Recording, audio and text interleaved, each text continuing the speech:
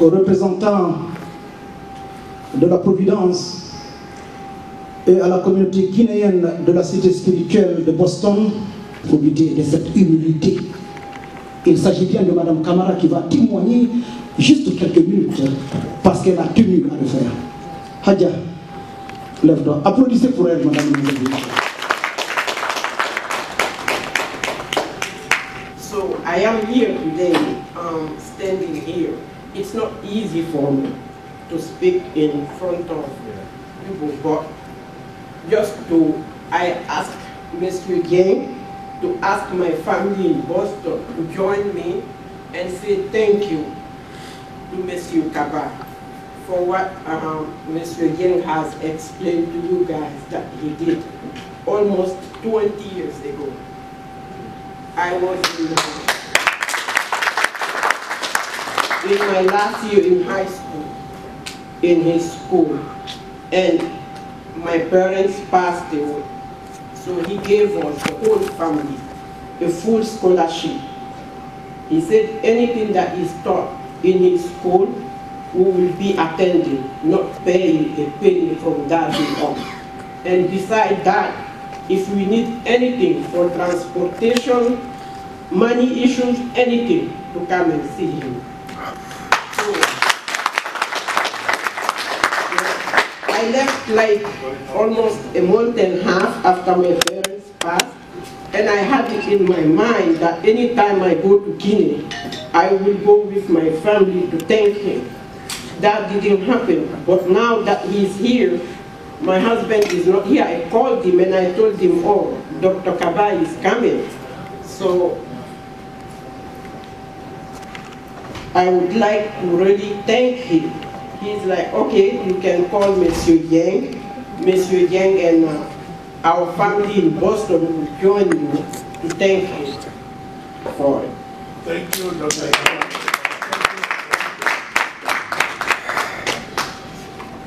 And he is here. I'm not seeing him as a leader. I'm seeing him as a brother who has done something for me that I will never forget. Thank you. Voilà, c'est Madame Hassan Kamara. Son mari aussi s'est toujours investi dans la communauté guinéenne. Très émotionnel. Monsieur Kaba, ce que vous avez fait pour les orphelins, c'est une place au paradis. Et je prie pour Dieu qu'il ait ce poste, qu'il soit le président de la République de la Guinée et qu'il ait pitié aux Guinéens.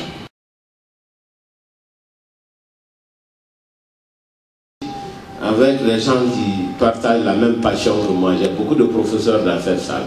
Je veux qu'on applaudisse, nous les professeurs.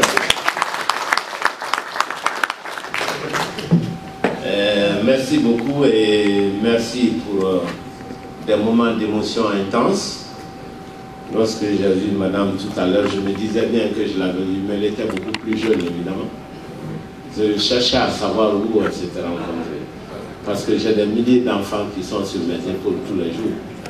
Donc c'est un peu compliqué lorsqu'ils font 10 ans, 20 ans, mais maintenant je me souviens effectivement, parce que ça m'avait fait pleurer moi-même. C'est pour ça, mais ça c'est la vie.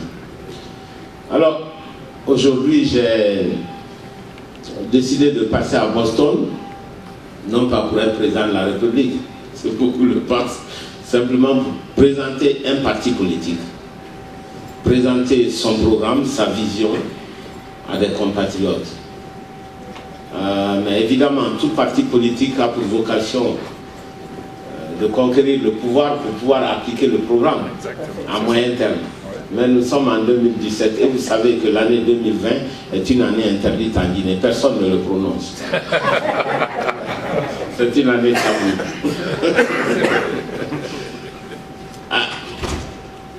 La Guinée, c'est un pays extraordinaire. En fait, ça explique votre présence.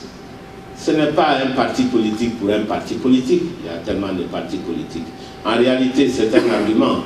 Vous vous êtes déplacé simplement parce que vous voulez savoir comment va aller votre pays. Vous êtes des patriotes, vous voulez savoir. C'est ça que vous faites déplacer. Ce n'est même pas l'histoire de PADES. En réalité, c'est la Guinée qui vous interpelle. C'est pourquoi vous êtes là cet après-midi.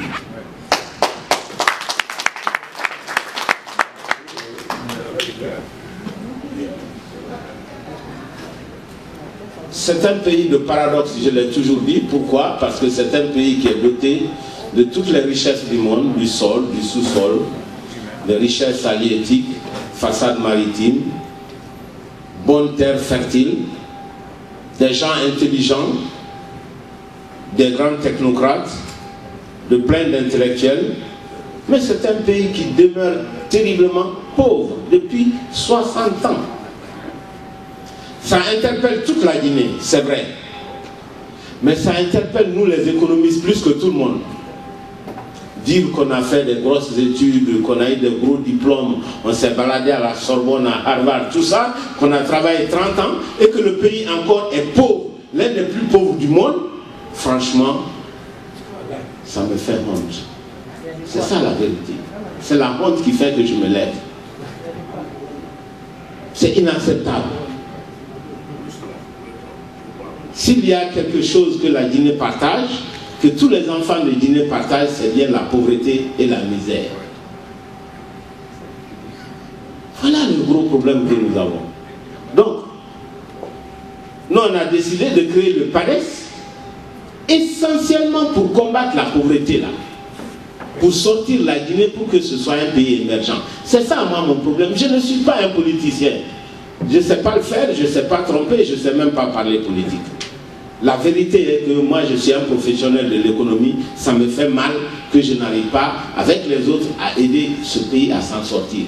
Donc puisque les économistes n'arrivent pas à décider, ce que nous décidons, ce n'est pas ce que les hommes politiques font. La seule façon de décider, c'est par la politique. C'est pour ça qu'on apprend maintenant la politique comme Ouattara. Il le faut vraiment. Moi j'étais apprenti économiste ici à Washington au Fonds monétaire, Ouattara était mon directeur.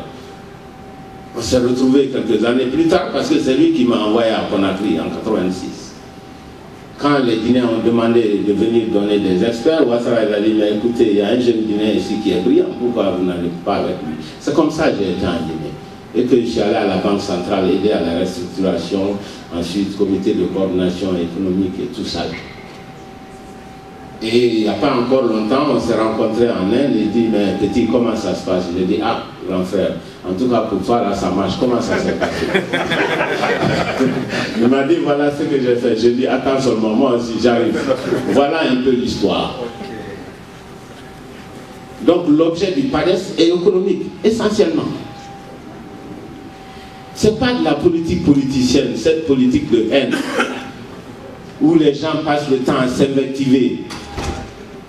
Personne n'est jamais d'accord sur ce que l'autre a dit. Et des soi-disant guerres ethniques. Ça me fait rire. Moi j'ai dit, je viens à Boston, c'est mon ami Barry qui me reçoit. J'ai des parents qui disent, ah maintenant puisqu'il est là-bas, nous on ne vient même pas à sa conférence. Mais moi je ne pense même pas à ça. Que les gens viennent, que les gens ne viennent pas, ce n'est pas mon problème. Moi je fais mon devoir. Et pour moi il n'y a aucune différence entre les Guinéens. Il n'y a aucune différence parce que moi c'est la même chose pour moi, c'est ma famille. Je viens de Columbus. C'est mes propres petits frères qui m'ont reçu. C'est tous des Barry. Nous sommes de même sang. J'ai horreur de parler de ma vie privée. Mais je ne vois pas les gens en ethnie, honnêtement. Et ça me dérange. Chaque fois qu'on me renvoie sur ce terrain-là, ça me dérange. Parce que voyez-vous, moi je vis au milieu des milliers d'enfants qui sont de toutes les ethnies de Guinée. Ce sont tous mes enfants. Ils mangent avec moi, j'enseigne dans les classes, je monte, je descends avec eux. Si encore on me parle de ça, si moi je deviens ça, c'est la catastrophe. Qu'est-ce que mes enfants vont devenir? Ça me fait rire. On me dit non, il y a ethnie. Je dis mais en Guinée, je répète, la chose la mieux partagée, c'est la misère. Et les problèmes ethniques sont les moins justifiés du monde. Parce que si on me dit que non, c'est parce que c'est un régime malinqué, mais la Haute-Guinée, c'est la région la plus pauvre de la Guinée. C'est la région où il n'y a même pas d'électricité. C'est là où il n'y a aucun bien public, aucun équipement collectif. De quoi le racisme on parle? De quelle ethnicité on parle? Moi je ne comprends pas, je ne comprends pas. Parce que moi je suis un homme rationnel. J'aurais bien compris si tout l'investissement guinéen était en Haute-Guinée et que les autres étaient hauts, là il y a un problème. Mais en fait la Haute-Guinée c'est la zone la moins riche. C'est là où il y a le moins de goudron, c'est là où il y a le moins d'électricité, c'est là où il y a le moins d'eau, c'est là où il y a le plus de maladies. C'est la zone la plus arriérée de la Guinée. Où est la logique? Ça me fait rire, moi.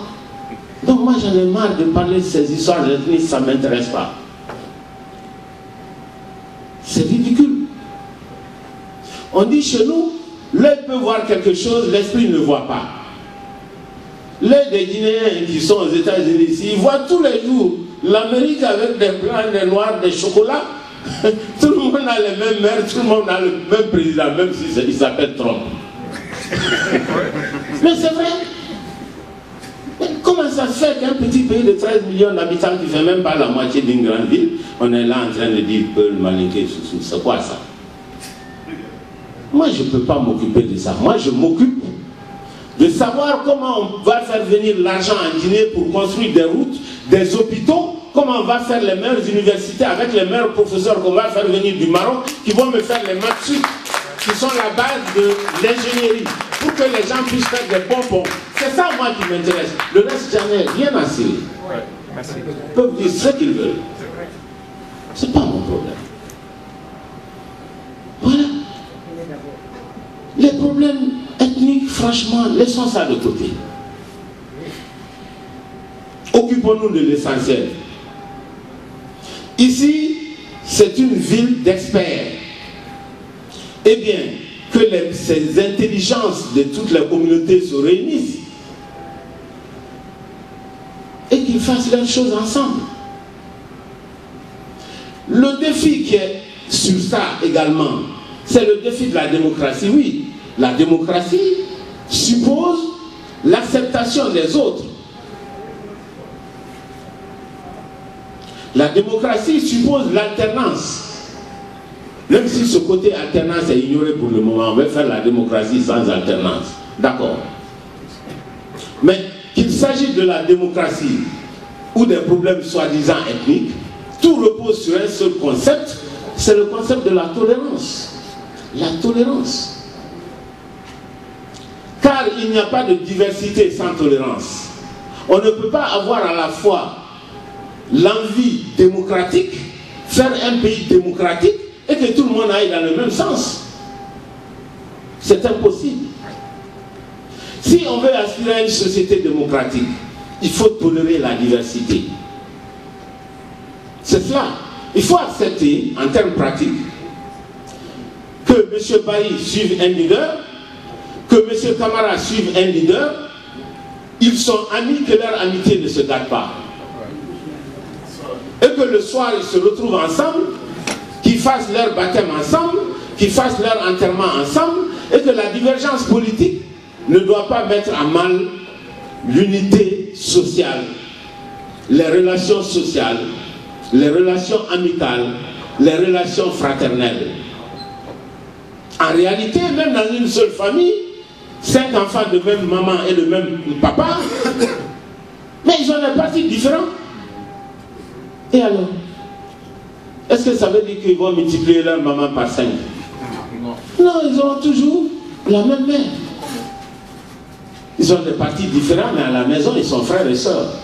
Ils partagent les mêmes problèmes, les mêmes soucis. Une nation, c'est ce que ça veut dire. Une nation, c'est un destin commun. C'est ça une nation. On n'a jamais dit une langue commune, on a dit un destin commun. En termes pratiques, quand il n'y a pas d'électricité, c'est tout le monde qui est dans le noir, c'est ce qu'on peut le malinquer. Tout le monde est dans le noir. Quand il y a des trous dans les routes, c'est la voiture de tout le monde qui se casse. Mais voilà quelle différence ça fait. C'est ça la destinée commune, même si ce n'est pas une destinée heureuse. Nous partageons le même destin. Nous sommes la même famille, parce que nous sommes unis par les liens du mariage. Comme on dit chez nous, si tu ne sais pas où on achète la fraternité, va acheter les noix de cola au marché. achète la fraternité. La Guinée est un pays fraternel. Soyons tolérants, acceptons-nous les uns les autres. Alors, ces problèmes sont des préalables pour résoudre les vrais problèmes économiques, parce qu'un pays divisé ne peut arriver à rien. Donc, mettons-nous ensemble. Ne nous laissons pas divertir par des politiciens. Et ils sont préoccupés par les échéances électorales. Je veux gagner dans 1 mois, dans 2 mois, je fais n'importe quoi, pourvu que je gagne. En ce qui me concerne, moi je ne suis pas prêt à faire n'importe quoi pour gagner. Je ne ferai pas n'importe quoi pour gagner. J'ai des principes, je les suivrai. Si je gagne, awa. Si je ne gagne pas, awa, ça ne me dérange pas. Mais dire que je vais tout sacrifier pour le pouvoir, là, moi je ne le ferai pas. Je ferai ça pour rien au monde. L'homme doit vivre, suivre des principes dans la vie. C'est pourquoi les gens m'accusent. On dit non, comment ça se fait? Tu as pu créer un parti, tu as fait disparaître ton parti, tu l'as dissous. Chacun trouve à dire. Je dis oui, parce que j'ai pensé que ça va apporter la stabilité politique et le progrès. Parce que moi, je ne fais pas les partis pour les partis. Je ne fais pas les partis. Forcément, il faut que ce soit moi, avec un ego démesuré. Si je suis capable de dissoudre un parti sur quelqu'un d'autre, ça veut dire que je suis capable de renoncer à mes ambitions pourvu que le pays marche. C'est cela. Les autres ne le font jamais. Alors, ces points étaient importants pour moi, que je le dise ici à Boston. Au lieu du savoir, vous êtes notre espoir intellectuel. Pourquoi je fais appel aux intellectuels? Parce que, voyez-vous, la politique, c'est ce qui détermine tout le reste, malheureusement. Oui. Les gens de ma génération, nous avons été élevés, je dirais chez les Mankamori, avec le mépris de la politique. Dès qu'on parle politique, ah, ces gens-là, c'est des menteurs, c'est des manipulateurs, c'est des vauriens, ne te mêle pas à eux. Ne te mêle pas de ça. Alors, qu'est-ce qui se passe? Si ces intellectuels ne se mêlent pas de politique, les bonnes personnes ne s'en mêlent pas, les gens honnêtes ne s'en mêlent pas. Or, la nature a horreur du vide. Qu'est-ce qui reste? Les médiocres. Et les médiocres dirigent notre pays depuis très longtemps. Nous avons 60 ans de pauvreté. L'une des raisons, c'est ça. Hein? Oui, c'est ça. La médiocrité. Quand je fais des conférences dans les universités, il y a des professeurs d'université qui se plaignent. Ah, on n'a pas eu de budget. Voilà, on n'a pas fait ceci, on n'a pas fait cela. Je dis, mais qu'est-ce que vous voulez? Vous avez oublié que celui à qui vous demandez le budget, vous avez été en classe, toi tu étais le premier, lui il était le dernier. Ouais. Après, dans la vie, il te dit, le premier à l'école n'est pas le premier dans la vie. C'est l'adage favori des Guinéens, n'est-ce pas? Pour pouvoir mieux piétiner les intellectuels. Et quand vous amenez le dossier, il vous regarde. Et dès que vous tournez le dos, regarde cet imbécile-là. C'est lui qui était mon premier à l'école. Il croit que la vie, c'est ça. Il va voir maintenant. Il va juste piétiner votre dossier pour le plaisir de se venger. Parce que vous avez été excellent pendant votre jeunesse. Mais vous avez commis l'erreur la plus fatale, c'est de dire je ne me mêle pas de politique. C'est une erreur fatale. Voyez-vous, pourquoi je fais de la politique? J'explique tout le temps. Je dis aux gens, parce que moi je suis économiste. J'étais très bête comme tout le monde. J'ai dit, moi je ne me mêle pas de politique. Je suis un technicien. Je vais voir comment on va développer un pays où on cherche de l'argent, on fait des investissements. Des investissements vont donner une augmentation de revenus par le jeu du multiplicateur. Ça, c'est des choses qu'on sait faire à l'école. Mais la réalité est tout autre. Parce que économiste, quand vous dites faites ceci, l'homme politique, il fait autre chose. Vous dites, voilà la bonne solution. L'homme politique, il prend la solution la plus irrationnelle qui soit. J'ai l'habitude d'expliquer quelque chose que tout le monde peut comprendre, c'est l'électricité, puisque tout le monde est passionné par ça.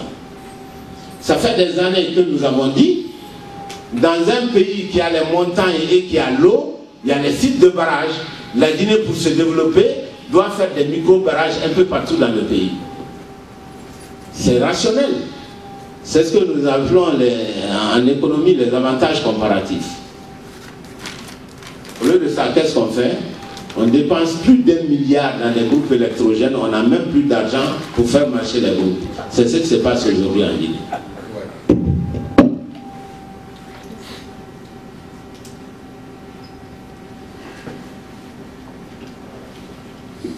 Après, on nous dit, mais vous êtes des économistes, vous êtes là-bas, pourquoi la Guinée manque d'électricité? Parce que nous, on a préconisé des solutions que les hommes politiques n'ont pas acceptées. Voilà pourquoi il manque d'électricité. Quand on dit, voilà, on peut faire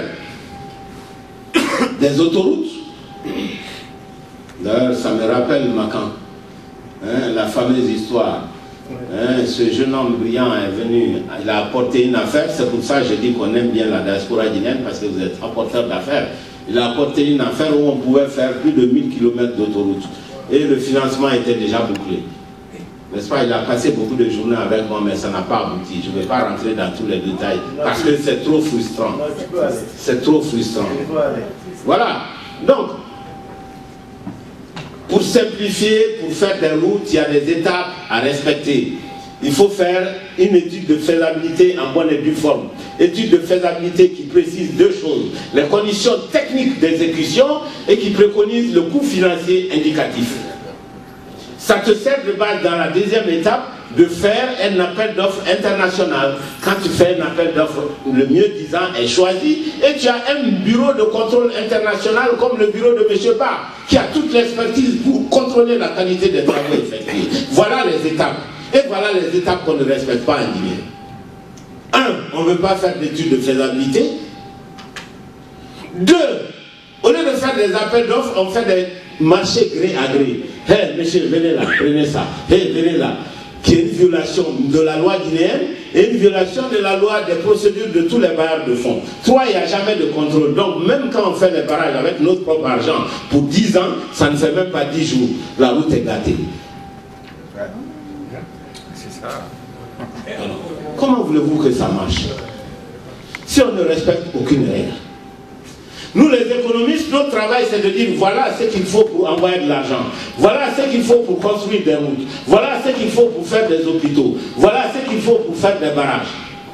Mais l'homme politique il fait exactement ce qu'il veut. Voilà pourquoi j'interpelle les intellectuels, ne restez jamais à l'écart. Notre génération a commis cette erreur. Je ferai tout pour que la génération suivante des intellectuels guinéens soit dans la politique. Ne nous imitez pas, parce qu'on n'a rien compris. La Guinée a des défis. Je l'ai dit. Les défis économiques importants. Premier défi, pas de croissance économique, pas de création de richesses. Les 5 dernières années, nous avons en moyenne 1,8% de taux de croissance. Dans un pays où l'accroissement naturel est au minimum de 3%. Ça veut dire que le revenu par tête baisse d'une période à l'autre. Ça veut dire qu'on est en train de s'appauvrir. On ne se maintient même pas. On est en train de s'appauvrir parce que nous avons un taux de création de richesse qui est plus faible que le taux de multiplication naturelle de la population. Catastrophe. On a un problème. Un pays où on ne crée pas de la richesse, un pays qui s'appauvrit, qu'est-ce que nous allons laisser à nos enfants? Premier gros défi. Deuxième défi, c'est un pays où tout le monde est au chômage.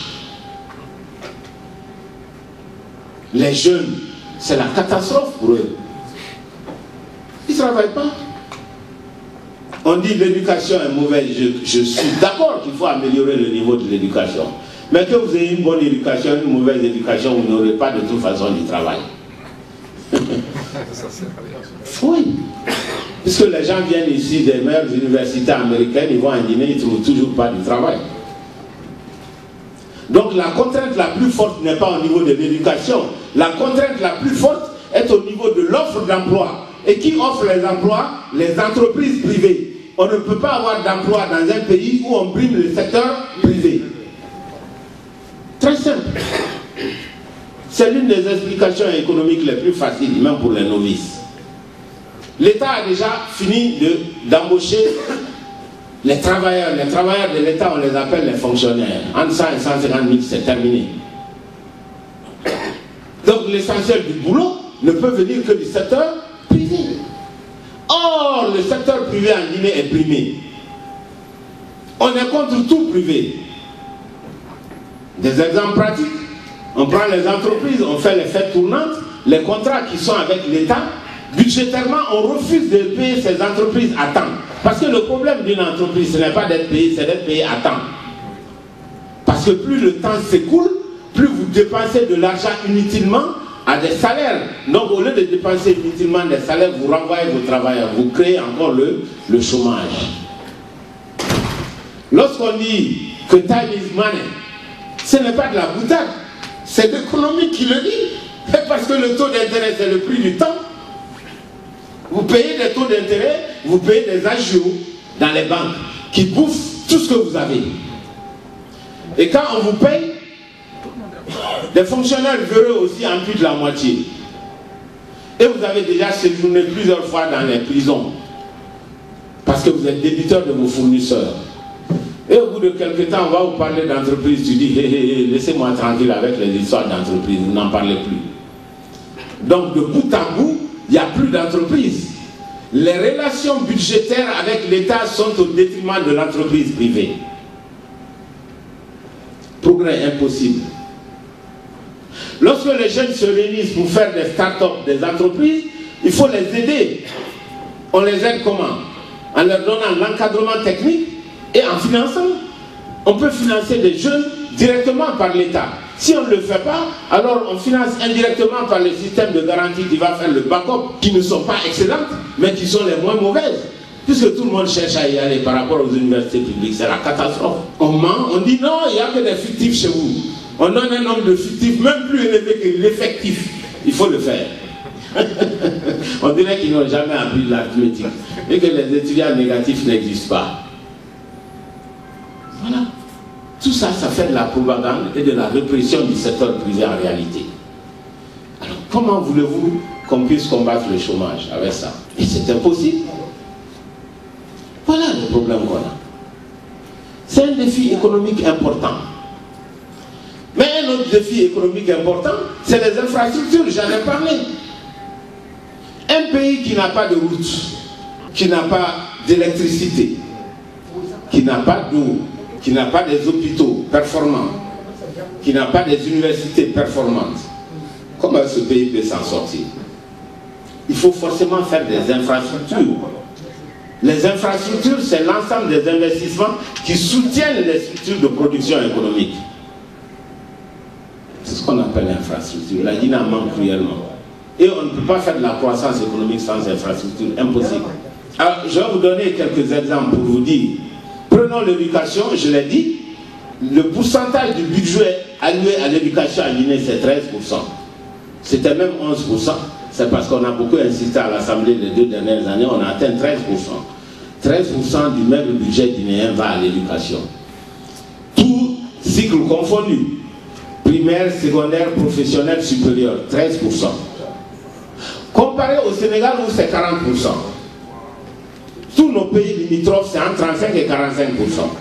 C'est en Guinée que c'est 13%. Question. Est-ce que l'éducation est une priorité en Guinée? Non. L'éducation n'est pas une priorité en Guinée. C'est une grosse différence entre les politiciens et nous les économistes. Si vous êtes un politicien, vous dites dans votre discours, mesdames et messieurs guinéens et guinéennes, l'éducation nationale, priorité, des priorités, des priorités, des priorités, des priorités, des priorités de notre pays. Lorsqu'on le dit, nous les économistes, on dit stop, envoie le budget et on fait. On regarde combien vous avez dépensé pour l'éducation. Si ce que vous avez dépensé est consistant, on dit c'est une priorité. Si c'est une portion congrue, on dit ce n'est pas une priorité. Donc, je vous donne la réponse d'économiste. L'éducation n'a jamais été la priorité en Guinée. Alors, on a dit tout à l'heure, le niveau est faible. Mais oui. Ce n'est pas la seule raison, mais c'est l'une des raisons fondamentales. C'est un pays qui ne dépense pas pour l'éducation. Les universités privées dont on parle, en moyenne, le coût qui est payé par l'État, c'est de $500 par étudiant et par an. Coût moyen, $500 par étudiant et par an. Vous êtes à Boston ici, vous savez mieux que tout le monde combien dérisoire ce prix est. Si on vous dit ici dans une université de Boston qu'il faut former un étudiant à $500, on va dire mais vous êtes fou, envoyez le cabanon. Les universités privées au total, cette année n'absorbent que 250 milliards dans une enveloppe totale de 914 milliards pour l'enseignement supérieur. Ça ne fait même pas le tiers. Alors on fait de la propagande, on dit non, les universités privées ont pris tout l'argent en Guinée. C'est ce qui empêche l'État d'investir dans les universités publiques. Alors que les universités publiques ont plus de 2 fois ce que les universités privées ont. Vous voyez l'intox, ça ne repose sur absolument rien. Les universités privées n'ont même pas le tiers du budget de l'enseignement supérieur. C'est en dessous du tiers. 250 000, faites le calcul, 250 milliards sur 914 milliards. Mais tout le gros, toute la grosse proportion qui va dans le public là, il disparaît. On ne fait rien là-bas, on n'achète même pas de banque. Est-ce que ça va faire progresser la Guinée de faire disparaître les universités privées? Puisque dans le public, il n'y a rien. Non seulement on n'investit pas, le peu qui est investi est détourné. Et voilà. Donc, c'est ça, l'infrastructure de base la plus fondamentale dans un pays, l'a dit tantôt, c'est l'éducation. Ensuite, vous avez la santé. Vous avez l'eau, vous avez l'électricité, vous avez les routes, vous avez les chemins de fer. Mais tout ça, il y a du travail en Guinée. C'est l'un des plus gros défis. Un 4e défi, c'est le défi sécuritaire. Dans un pays où il n'y a pas de sécurité, l'investissement n'est pas possible. L'individu ne vit pas en sécurité en Guinée. Vous avez des agressions à tout moment, des agressions impensables. Sécurité et justice, ce sont les 2 mamelles d'une société. Et d'ailleurs, ce sont les 2 fonctions les plus régaliennes de l'État. La formation n'était pas une fonction régalienne de l'État. L'économie n'était pas une fonction régalienne de l'État. D'ailleurs, la venue de l'économie comme fonction de l'État, c'est à partir du XXe siècle seulement, hein, après la théorie générale de Keynes. Auparavant, l'État s'en foutait de l'économie. Ce qui est associé à tout pouvoir, c'est la sécurité et la justice. Lorsque la sécurité et la justice, ce n'est pas performant, l'État perd sa légitimité. Même si vous êtes légal, vous devenez illégitime. Parce que tout pouvoir repose sur la sécurité et la justice. Nous avons un chantier énorme dans ce domaine-là. Voilà, mesdames et messieurs, je n'ai pas voulu être trop long. En 2 ou 3 mots, vous dépeindre le tableau de la Guinée. Un pays désespérément pauvre. Un pays où on n'est même pas capable de nettoyer la ville. C'est pourquoi quand on a dit Conakry, capitale mondiale des livres, moi j'ai dit Conakry, capitale mondiale des ordures. Je reste à votre disposition pour les questions, je vous remercie.